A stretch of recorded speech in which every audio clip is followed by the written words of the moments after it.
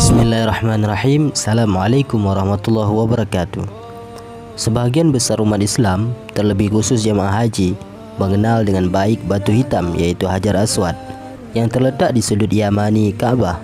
Beberapa di antaranya bahkan pernah mencium Hajar Aswad tersebut, batu yang memiliki nilai sejarah dalam perkembangan Islam sejak zaman Nabi Ibrahim alaihissalam hingga masa Rasulullah sallallahu alaihi wasallam.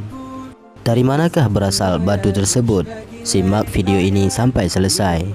Sebelumnya, tekan subscribe dan lonceng notifikasi. Bagikan video ini untuk teman-teman dan saudara kalian.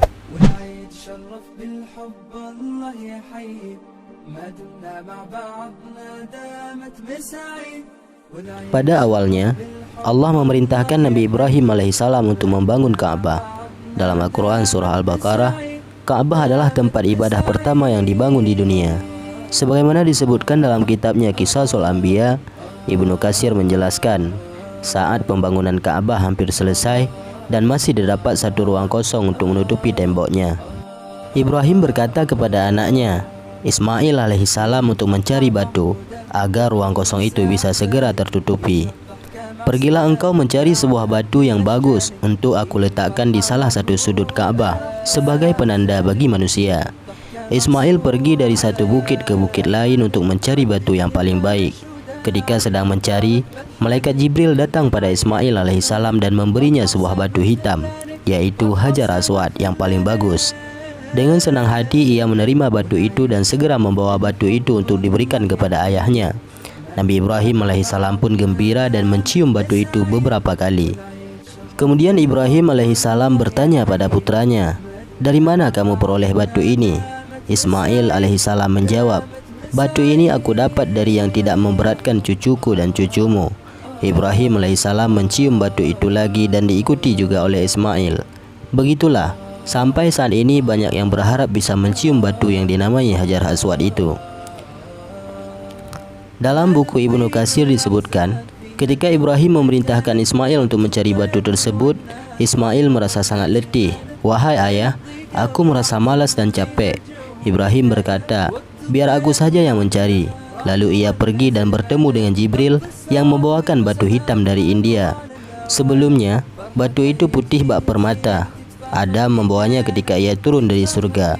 Batu tersebut berubah menjadi hitam karena dosa-dosa manusia. Lalu Ismail datang dengan membawa sebuah batu. Namun ia telah melihat batu di salah satu sisi Ka'bah.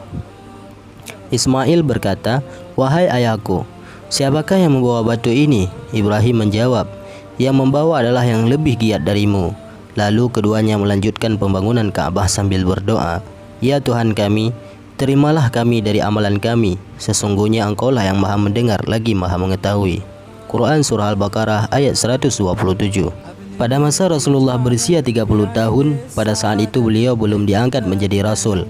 Bangunan ini direnovasikan kembali akibat banjir yang melanda kota Mekah pada saat itu.